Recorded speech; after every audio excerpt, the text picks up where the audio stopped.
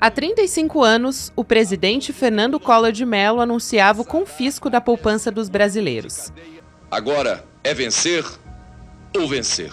A medida era parte do plano econômico do novo governo, anunciado assim que o Collor tomou posse como o primeiro presidente eleito desde o golpe militar de 64. O plano econômico, que ficou conhecido como Plano Collor, bloqueou o dinheiro da caderneta de poupança e os fundos de renda fixa dos brasileiros. Era uma medida para tentar combater a inflação, mas que na prática levou milhares de pessoas e empresas à falência num curto espaço de tempo.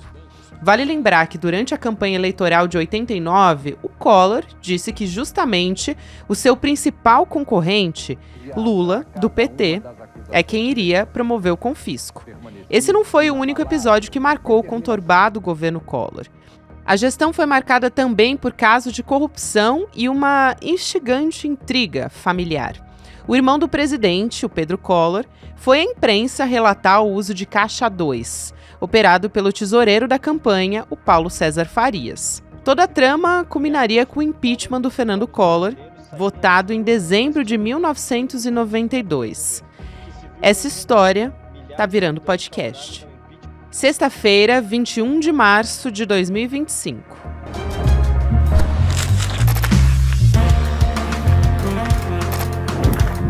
Sou a Gabriela Varela, esse é o podcast com mais educação.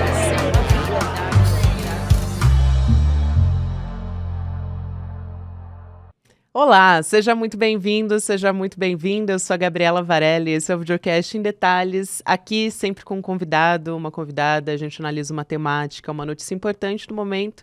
Hoje a gente vai analisar, na verdade, uma história que nos moldou a nossa república e a nós, como brasileiros também. Vou conversar com o jornalista Luiz Costa Pinto, o Lula. Que prazer te receber pessoalmente agora, Lula. Obrigada por aceitar nosso convite para contar uma novidade para gente. Obrigado, Gabriela. Obrigado, ouvintes e telespectadores do canal ICL.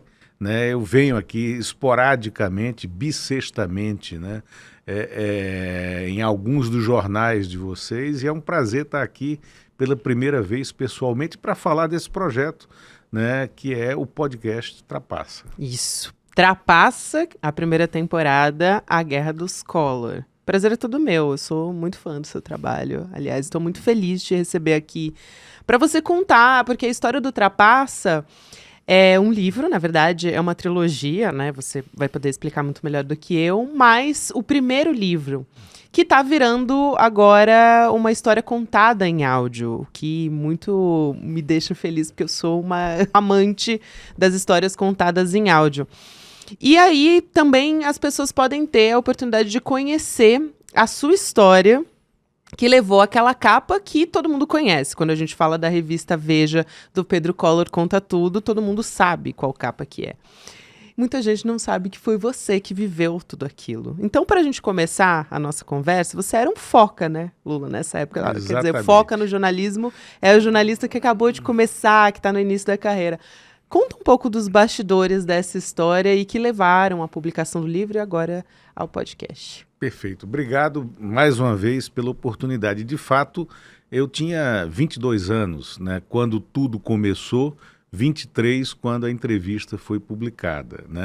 E Trapaça é um livro que eu escrevi, quer dizer, ele chegou às livrarias, ele nasceu em 2019, mas eu fiquei 10, 11 anos assim, pensando e querendo tempo para escrevê-lo. E aí foi o início dessa tetralogia, porque o último volume eu ainda não escrevi, que pega o final do governo Dilma, o Dilma II, até o período do Bolsonaro na presidência da República. Foi um livro que nasceu, a minha ideia original era escrever um roteiro, mas aí como eu nunca tinha escrito roteiro, um roteiro longo, um roteiro para um longa ou para uma série, até acatando um conselho do Doc Comparato, que à época eu o procurei, ele disse, não, faz o seguinte, você não vai escrever um roteiro bom, né, na primeira vez que você escreve um roteiro. Então, faz o que você sabe fazer. Escreve um livro, mas aprofundando a descrição, trazendo esse acervo de momentos e experiências que você viveu. Eu comecei, né, profissionalmente como chefe da sucursal da Veja no Recife, né, em 1990. E a sucursal de Recife tinha ingerência sobre Alagoas, né?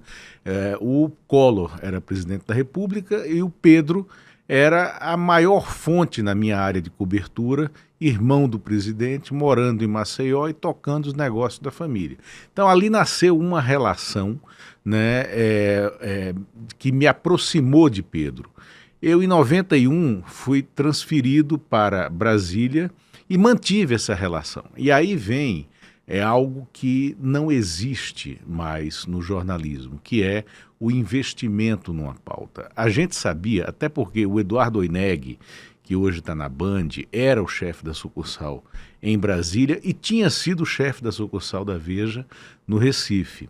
O Oineg me aconselhou, né, a fazer do Pedro a minha melhor fonte, porque o Pedro tinha sido fonte dele no passado e disse o seguinte, olha, o Pedro é um cara explosivo, em algum momento ele vai falar e quando ele falar, ele vai ter uma notícia nacional. O Chico Sá, que está aqui com vocês, passou por esses momentos, porque o Chico trabalhou como repórter da Veja no Recife sob o comando do Oineg, né? E viveu aquela época da cobertura da campanha, né? Então eu mantive, a Veja criou essas condições e eu fui, num jargão jornalístico, fui cevando a fonte e fui acompanhando, né, a briga interna entre Pedro e PC. E Fernando por tabela. E o Fernando Collor por tabela. Quando foi, logo depois da Semana Santa de 1992, o Pedro não falava comigo fazia umas 3, 4 semanas, e o Pedro me liga, né, e fala, isso antes de dar a entrevista. O Pedro me liga e diz, vai fazer o quê?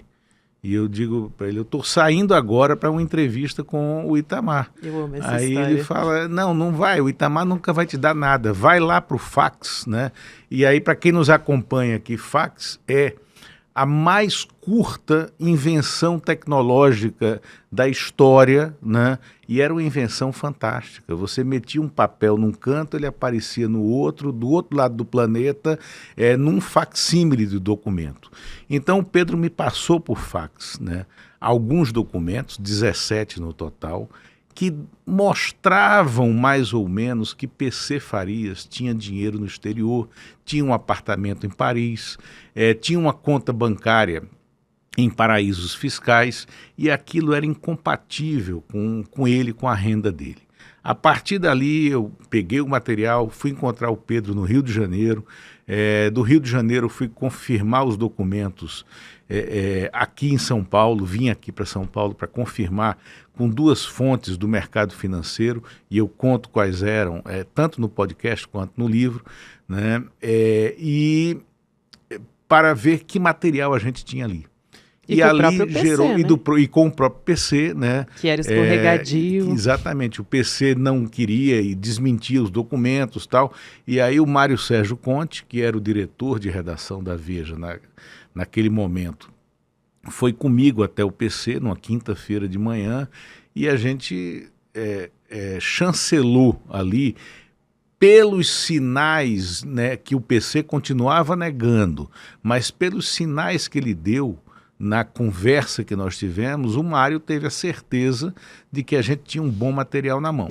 Vou fazer uma pausa aqui na nossa conversa com o Lula para falar de um outro esporte de alto rendimento que não é o jornalismo da época da briga na família Collor, que é o PEX. É um projeto aqui do ICL que a gente está te trazendo, é uma grande novidade nossa, psicologia do esporte e ciência da superação, que basicamente você pode aplicar para você que gosta de esporte, mas para você que não pratica também, para melhorar a performance, para superar limites, não só no esporte, mas na vida também. Então a gente vai trazer atletas como o Mark Caylin, que foi 6 vezes campeão do Ironman, ele que foi classificado pela ESPN como o maior atleta de endurance de todos os tempos, então falando aí do esporte de alto rendimento, a gente vai trazer também a Joana Maranhão, que é medalhista olímpica, e também que traz um olhar para o esporte muito mais humano, o Marco Schultz, que é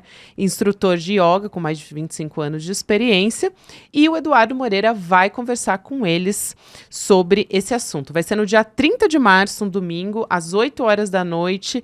Você tira 2 segundinhos do seu tempo, vai em detalhesicl.com.br, se inscreve para poder participar de forma gratuita.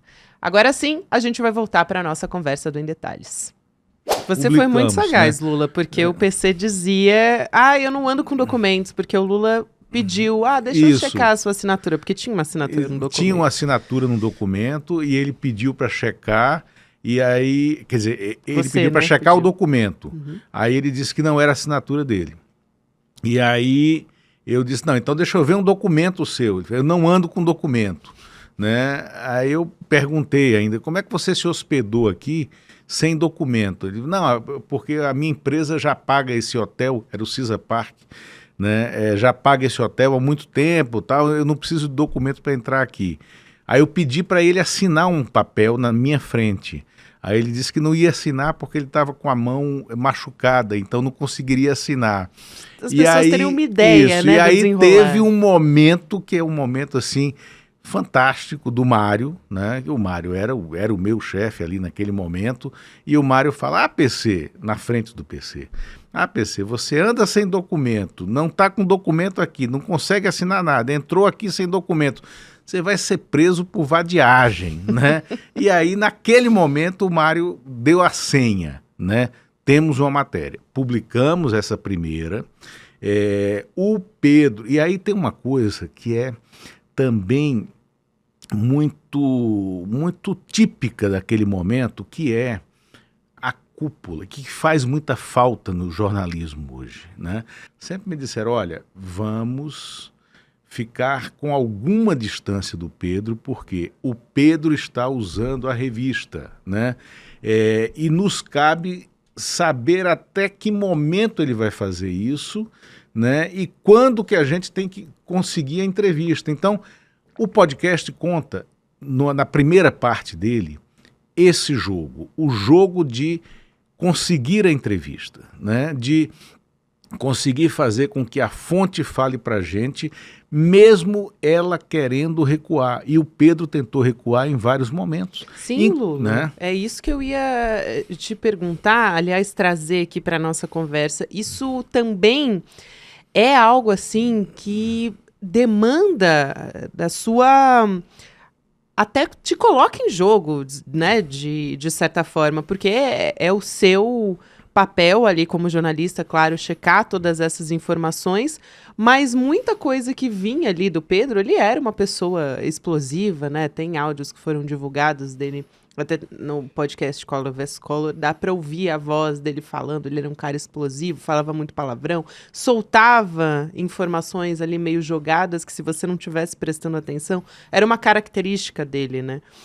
E era uma época também que o jornalismo de revista estava no seu auge também, existia esse investimento no jornalismo também. Então você podia pegar o avião à noite e ir para outro estado para checar uma informação, entrevistas, jantares. Era assim que se fazia jornalismo. Não era pegar ali no WhatsApp ou só numa ligação, não. Era sola de sapato, né? Basicamente. Então, eu acho que em alguns momentos isso fica muito evidente. Assim, já ouvi você contar essa história que você vai trazer com muito mais detalhes no podcast, mas é muito diferente do que a gente vê hoje, do momento que a gente vive hoje no jornalismo, né? Exatamente, Gabi. É o seguinte, é a diferença entre o jornalismo declaratório, aquele que os repórteres estão nos corredores de Brasília ou nos salões, ou hoje em dia até vigiando o WhatsApp, né? Ou olhando as redes sociais dos políticos, da burocracia de governo para reproduzir declarações, né? Apenas. E a declaração em si vira crise e não uma investigação de fato, um investimento na notícia, na reportagem. E isso a gente realmente não tem mais, né? Esse tipo de investimento, quer dizer, hoje, não é porque eu estou aqui no ICL, mas o ICL, de maneira independente, tenta reconstruir esses caminhos na nova cena de jornalismo, né, que existe, mas é como se fosse uma ervilha no oceano, né? É um ponto diferente, né, no oceano. E, sobretudo, os veículos tradicionais, que eu chamo de a mídia tradicional evoluiu muito nesse aspecto, né? Naquele momento, é o que você fala, não tinha medida de investimento. E o que interessava, e tem uma coisa que sobressai no podcast, que é a participação do próprio dono da Editora Abril, na época, o Roberto Tivita, que ele disse isso em algumas entrevistas depois, ele disse, olha, eu apoiava o Collor, nós demos várias capas da Veja para projetar o Collor, né, na cena nacional, antes mesmo da eleição de 89. Mas depois a gente viu quem era o Collor. Em alguns momentos eu fiquei 3 dias seguidos na redação da Veja, né? Isso eu estou contando no podcast. E também uma outra coisa, para ganhar a confiança do Pedro e da Tereza, que é uma personagem daquele momento. Tereza, esposa do Pedro. A Maria Tereza Pereira de Lira Collor de Mello, né, que é quase um título nobiliárquico o nome dela, mas a Tereza que virou a cunhadinha do Brasil, né, naquele processo e tal, e que algumas pessoas acham que ela era um dos centros da disputa entre o Pedro e Fernando. Talvez fosse, né? E eu perguntei isso diretamente para o Pedro e a Tereza responde a isso, né? Não no podcast para mim, mas em áudios que a gente recuperou, porque tem uma outra coisa muito interessante nesse podcast, que é a recuperação de áudios, né, daquele momento, do passado. Fantástico. Nós tivemos o Senado Federal, que gravou toda a CPI, colocou à nossa disposição todo o acervo dele, e por uma questão técnica, muita coisa das emissoras de TV aberta da época eram capturadas pelos áudios do Senado, né? Então a gente tem um acervo, né, muito rico, e os debates, o inquérito, né, o inquérito parlamentar naquela CPI, que foi uma CPI diferenciada, foi uma CPI única, né? A maneira como parlamentares como Zé Dirceu, Zé Genuíno, Mário Covas, José Paulo Bisol, o próprio Amirlando, que foi uma surpresa como relator da CPI. Essa CPI, só um parênteses aqui, a CPI que apurava os negócios do PC Farias no governo Collor. A CPI que foi criada depois da entrevista do Pedro. Em 92. Né? Em 92, né? Então, ela mostra como a política se deteriorou também, porque você tinha ali parlamentares de fato querendo apurar, né? E sabendo fazer perguntas, e você tinha uma estrutura de resposta que não era aquele circo que todas as CPIs acabaram virando e que não dão em nada, que não vão dar em nada. Porque, os parlamentares, né, vão para fazer vídeo nas redes sociais, né, para se autocolocarem, né, a imagem deles ali. É um jogo. Não, exatamente, poder, né? Exatamente. Tem um áudio que é o PC respondendo na CPI, que eu acho esse um momento assim hilário, né? Mas ele está sendo perguntado pelo José Paulo Bisol sobre uma das denúncias do Pedro, que ele teria feito uma festa para comemorar o primeiro $1 bilhão arrecadado pelo esquema deles. Aí o PC pede a palavra e diz, olha, senador, né, o senhor Pedro Collor acha que dólar é capim, por isso que ele fala desse jeito. Né? Mas a maneira, o cinismo com que o PC encarou aquela comissão, mais os reveses que ele tomou, porque ele toma esporros, tanto ele quanto o próprio Pedro Collor tomam esporros do Mário Covas, do Miro Teixeira, do Zé Dirceu, durante o processo. Então,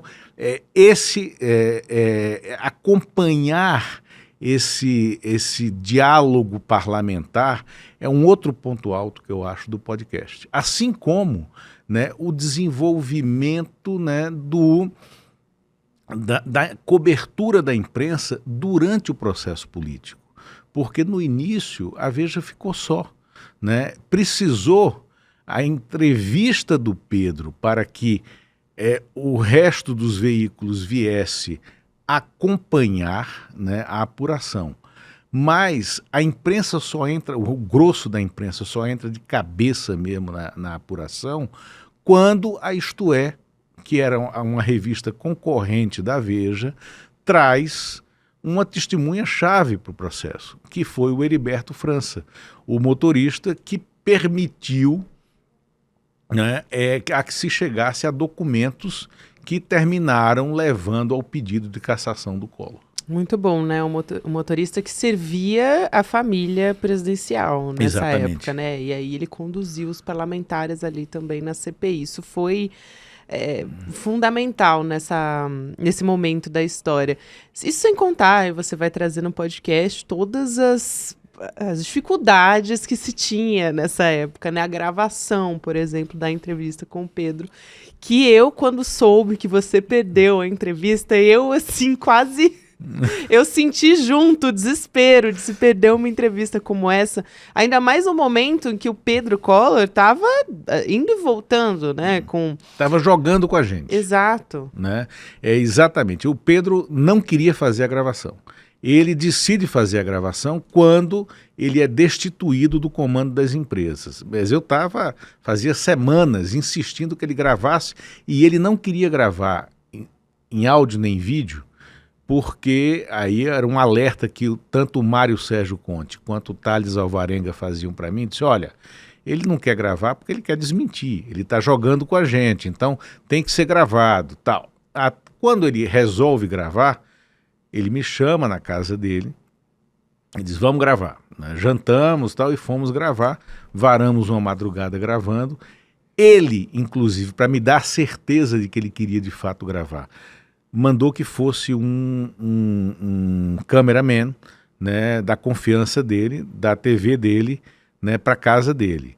E esse cameraman gravou em paralelo, porque o meu gravador eu não acionei a tecla de gravação, então eu não gravei. E depois de fazer essa gravação, eu descubro que a fita em que foi gravada era uma fita Betamax, que era um sistema que a gente não tinha muito acesso, era um sistema profissional, só a TV poderia fazer a degravação dele. Eu tenho que fazer a conversão. Aí eu fui à TV Gazeta para fazer a conversão e destruí a fita original antes de ter certeza que a conversão tinha dado certo. Então, foram momentos de tensão que estão devidamente registrados no podcast, né? E, o podcast ele vai trazer de volta, até porque a gente está usando esses áudios históricos, o desenvolvimento da trilha. Então, foi também um trabalho em equipe. Tá? É uma equipe muito, muito pequena, mas muito ajustada, e eu, nesse processo, me descobri locutor, porque a locução é toda minha, né? Excelente, não, e também a sua voz é maravilhosa também, acho que vai ser muito bom de ouvir, eu estou super curiosa e quero também que você conte pra gente quando a gente vai poder ouvir. A gente já pode ouvir o trailer, quem nos acompanha, né? Tá lá no Spotify, no Deezer, na Apple Podcasts, o trailer e um pequeno teaser de 70 segundos, mas o podcast estreia no dia 25 de março. São 8 episódios, que vão ser liberados a ordem de 2 por semana, às terças e quintas. Olha, já dá uma apaziguada na ansiedade. Gostei de saber que são 2 por semana. São 2 por semana, né? E sempre às terças e quintas, Perfeito. do dia 25 de março ao dia 17 de abril. E aí a gente já tá falando, pensando numa nova temporada, de repente, Lu? Ou é cedo demais? Não é cedo. Eu penso muito numa nova temporada. Eu preciso só ver como a gente financia essa nova temporada. Mas eu tenho um outro livro que não é da tetralogia Trapaça, mas se encaixa nesse guarda-chuva do podcast, que se chama O Procurador, um livro que eu lancei o ano passado e que conta, antes mesmo do relatório do Gonê, né, do relatório da Procuradoria-Geral da República, ele mostra que o golpe de 8 de janeiro de 2023, ele começou a ser articulado no dia 29 de março de 2021, dentro do governo Bolsonaro, porque o Bolsonaro tentou o golpe enquanto era presidente em 3 momentos, no 7 de setembro de 21, no 7 de setembro de 22 e aquele do 12 de dezembro, do dia da diplomação do presidente Lula, né? Iniciando essa apuração, que foi toda feita com documentos da própria Procuradoria da República do período do Aras, né? Eu mostro também de maneira acessória como a Lava Jato foi desmontada dentro da PGR, independente do Walter Delgatti, do vazamento viabilizado pelo Walter Delgatti. E por quê? Por causa das ilegalidades cometidas pelos procuradores de Curitiba no âmbito da Lava Jato. Então eu tenho esse livro, O Procurador, que é, assim, rapidamente conversível para um podcast, para contar aquelas histórias, e eu estou querendo fazer isso, né? E tenho também uma terceira temporada, né? Uma terceira temporada, né, no horizonte, que é em cima de um livro que eu estou ainda em fase de apuração, mas que se eu conseguir chegar ao fim dessas apurações, vai ser muito interessante, que é sobre o Bicheiro da República. Né? É um livro que contará histórias da relação com a mídia e com a política de um personagem do jogo, né, em Brasília nos últimos 20 anos.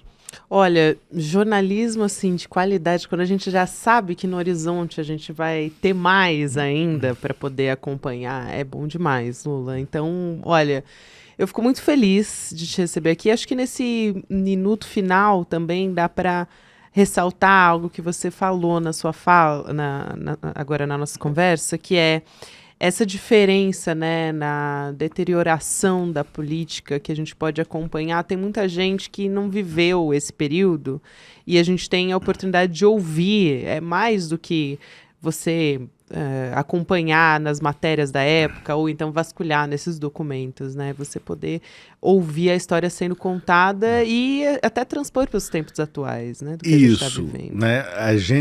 Quem acompanhar o podcast Trapaça, né? A Guerra dos Collor, vai poder testemunhar, e eu acho que vai ser um prazer ver isso, Gabi, porque eu conto lá realmente bastidores da imprensa, inclusive bastidores de coisas que aconteceram contra mim, como o episódio do Heriberto, eu conto isso, né? Onde nós tomamos um furo, nós de Veja, foi um furo monumental, era uma fonte da nossa concorrência, e com a qual eu não conseguia falar porque o pessoal da Isto É não deixava. E o chefe da sucursal de Brasília, que comandava toda a equipe, era o João Santana marqueteiro, né? E o João produziu um episódio que foi um verdadeiro duelo entre jornalistas na casa dele. Mas aí, para saber, tem que ouvir o podcast. Ah, que maravilha, então. É só pesquisar por Trapaça nas plataformas de áudio. Isso. Trapaça ou A Guerra dos Collor e acha. Vamos nessa, então, ouvir. Obrigada demais, Lula. Boa sorte. Desejo vida longa ao projeto e que venham as novas temporadas também. Vou acompanhar. Obrigado a você e ao ICL. Até mais.